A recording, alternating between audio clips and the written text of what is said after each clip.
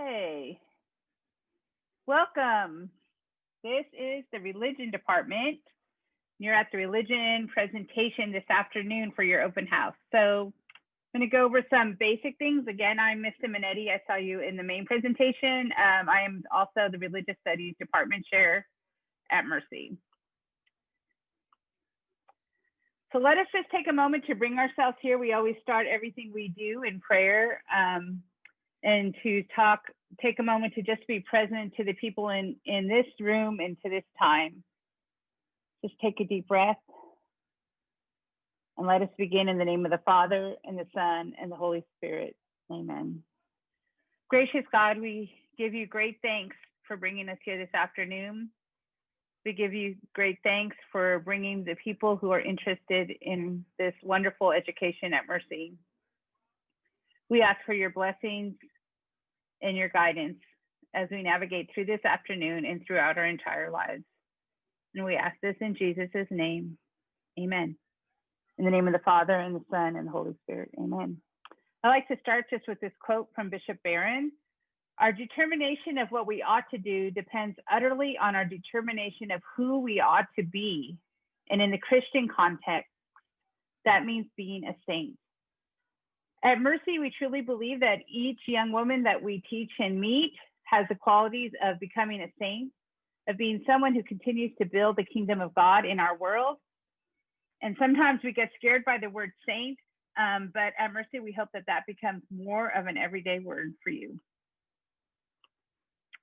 This is just an overview of what we offer at Mercy. Our freshman year is taught by Ms. Connolly and Ms. Flaherty. And they will go over the Mercy heritage, which is really important to Mercy education, an introduction to the Hebrew scriptures, and an introduction to Catholicism.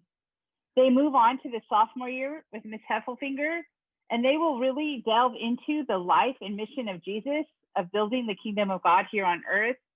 And there'll be an introduction to the Christian scriptures.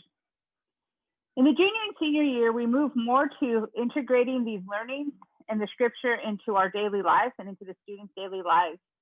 In the junior year, I teach with Mr. Nixon, sacramental theology, looking at sacramental imagination in our everyday life, into building and creating our own personal morality, and what does that mean and what does that take? In the senior year, we offer two choices of courses. One is service learning, which actually involves students doing service and reflecting on it within the course time. And then a second choice is a semester of social justice paired with world religions. Those are taught this year by Ms. Heffelfinger, Ms. Connolly, and Mr. Diaz. It's important in talking about religion at Mercy that you know a few things. Our teaching method, we tend to call it faith formation, so you might hear us talk about it that way. And it's a combination of in-depth discussion, which invites questions, group activities, personal reflection, and all of these are utilized to assist students to integrate course content into their life experiences, choices, and decision-making. These are some unique aspects of our program. It's really important that there is a personal integration of course content so that it doesn't just lay flat. It's not something that they just memorize and go on. It's not a history class.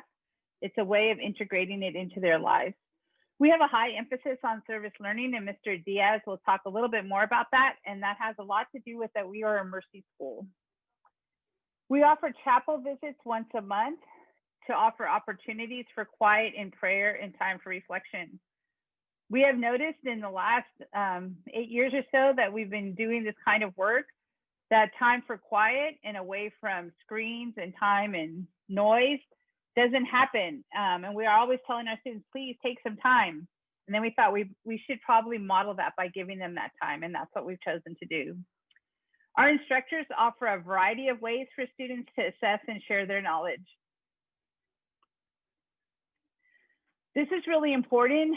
In our classrooms, we take into consideration that we are teaching a variety of faith backgrounds, and we encourage people to grow in their own faith. We know that there's a diverse religious and spiritual experiences in our classroom. And again, we try to nurture them in those and where they start and help them grow. We know there's a mixture of formal and no religious education backgrounds in the classroom, and we take that into account also. It's really important for us, for you to understand that we believe all of these things actually enrich our conversation in the classroom and enrich our experience in the students. One of the ways we do assessments in religion is often we use project-based learning. Our students work on projects, and that's actually through the freshman year through the senior year. This is just a project right now in bringing the real world into our world. This is a project that seniors are working on, of designing an assisted living facility that takes in consideration our own mortality and kind of welcoming the death and grief process. And this is just an interview that they just did as we began working on this project recently. It's one plus about COVID learning. At this time, I'd like to introduce Ms. Flaherty, who will talk a little bit more in depth of our mission at Mercy. She is works in campus ministry with me and is also the director of mission integration. Hi, everybody. Thank you so much for coming this afternoon. As Ms. Simonetti said, I'm Sandy Flaherty, and I'm the Director of Mission and Catholic Identity at Mercy High School. I work in campus ministry, and I also teach freshman religion. And so freshmen are near and dear to my heart. But I want to talk about, I think at the general session, you saw a video on the foundation of our mission at Mercy High School, which really began with the Sisters of Mercy, who began in the 1800s in Dublin, Ireland. And the Sisters of Mercy are a religious order of Catholic women. They have a global reach. Sisters of Mercy are all over the world, and one of the arms of their ministries is education. So they've been in the business of education for about 180 years. So we have a firm foundation of women who we are deeply proud of, and who really help us to be women of vision, women and men of vision at Mercy Burlingame. One of the things that's fundamental to a Catholic education is the dignity of the human person. And I want to talk a little bit about how we really work with that as a Mercy school. Ms. Simonetti talked a little bit about in her presentation the importance of reflection. And this is one of the themes that we really drive home at Mercy, in that to be 14, to be 16 in this world today, I think is probably pretty challenging. And one of the fundamental things that young women need to do today is really understand who they are and what they value. And so how do they get there? So one of the ways that we perceive that they get there is to give young women the time and space to really go on a journey to discover who they are and what their gifts are.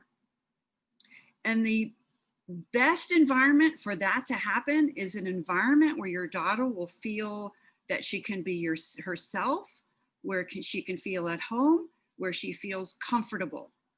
Why is that so important? Because when a young woman feels those three things, she will take risks. She will expand beyond her home competencies, and she'll reach further than she would have in another kind of environment. This particular time in your daughter's development between 14 and 18 is the steepest developmental incline in the young woman's life. It's such a pivotal time in a girl's life. And so when she is in an environment where she can be her authentic self, she will be able to reach further, to reach farther than she would have in another environment. And when we talk about skills for the 21st century, when we talk about young women going on to university and into the job market, these are the kind of skills that people need today. They need to be risk takers. They need to be able to stand firm in their values, to stand firm and make suggestions, to critique, to be a part of a collaborative process. That's the world that these girls are going into.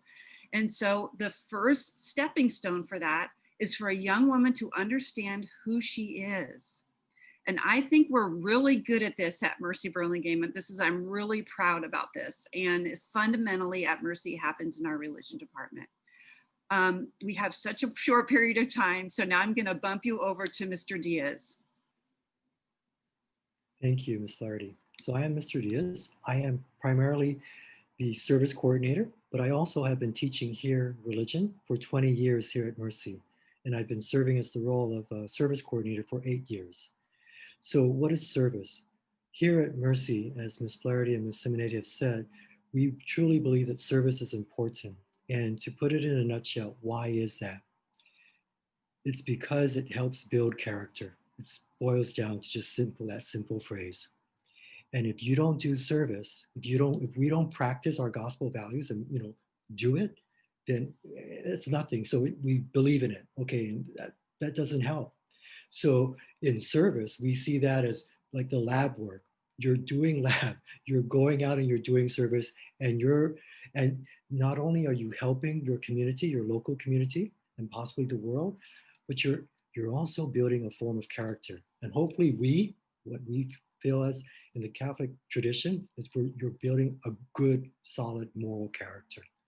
How we do that at Mercy, for example, here in the pandemic, even though we're in the pandemic, we still are requiring 22 hours. We always have required 22 hours at each level, so 88 hours for graduation requirement.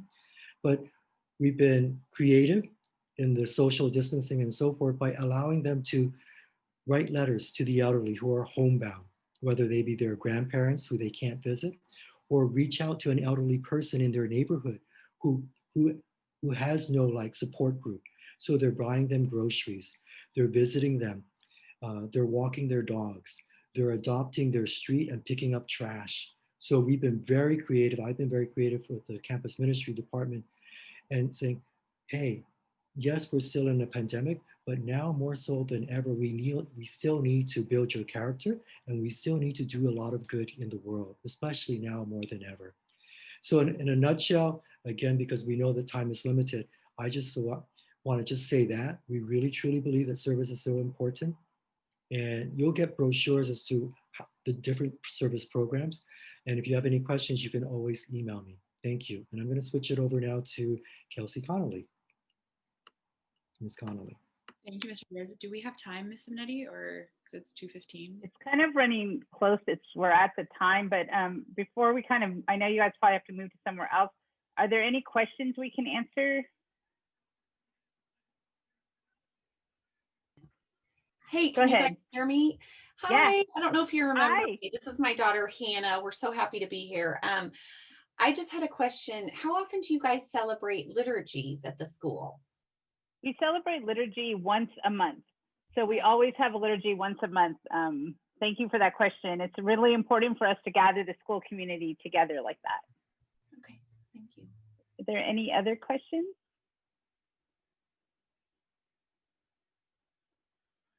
All right. Thank you for joining us.